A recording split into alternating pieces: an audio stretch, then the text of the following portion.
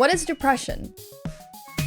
Depression's a word often thrown around when people are feeling generally sad or down. Like when someone ate more cake than they should have, or watched a sad movie, or went through a breakup. But experiencing sadness is a normal part of life. Feeling it all the time, though, isn't. That's depression. Depression's a complex yet common mental health disorder. It's a condition marked by persistent, long-lasting feelings of sadness, hopelessness, and emptiness that can drastically impact your day-to-day life. Symptoms of depression can include depressed mood, obviously, losing interest in activities that used to bring you joy, feeling tired all the time, not being able to sleep or sleeping too much, difficulty concentrating or remembering things, and physical symptoms like aches, pains, digestive issues, headaches. But not everybody experiences the same things when they're depressed. It tends to manifest differently in different people. In addition to that laundry list of symptoms, there are also different types of depression. Bipolar disorder, postpartum depression, seasonal affective disorder. There's a lot of them, but the two most common kinds are clinical depression and persistent depressive disorder. Clinical depression or major depressive disorder is when someone experiences a severe depressed mood with any of the above symptoms for at least 2 weeks. On the other hand, persistent depressive disorder, or PDD, is when a person experiences moderate symptoms for a much longer time, 2 years to be exact. According to a 2022 survey from Statistics Canada, nearly 8% of Canadians over the age of 15 have suffered a major depressive episode in the last year. That's up from just 5% in 2012. So with that, who can get depressed? Well, anyone. Depression is often caused by a combination of things, like genetics, chemical imbalances in the brain, trauma or loss, and even certain medical conditions. And depending on the person, depression can be a reoccurring mental health condition or only present itself in a limited amount of lifetime episodes. But regardless of duration or frequency, it requires support and treatment. Treatments usually come in the form of medication or cognitive behavioral therapy, where patients learn new ways of managing their condition. At this point, I also think it's worth mentioning that there are several physical and mental conditions that might seem like depression and share symptoms with depression, but are not depression, like anxiety, ADHD, or even anemia with the whole no iron and being tired all the time of it all, which makes it even more important to speak to a healthcare professional to make sure you're getting the proper treatment. Remember, if you have or think you have depression, you're not alone. And the sooner you get treatment, the sooner you can get to living your life the way you want to. And now you know what depression is, plus a little more. Thanks for watching this episode of TVO's What is Explainers. If you have another topic you would like me to explain, you can tweet me at 500 Days of Ariana. The link's in the description. And if you enjoyed this video, you can click around me to watch more like it, push the like button, and subscribe for more educational content. We'll see you all later. Bye.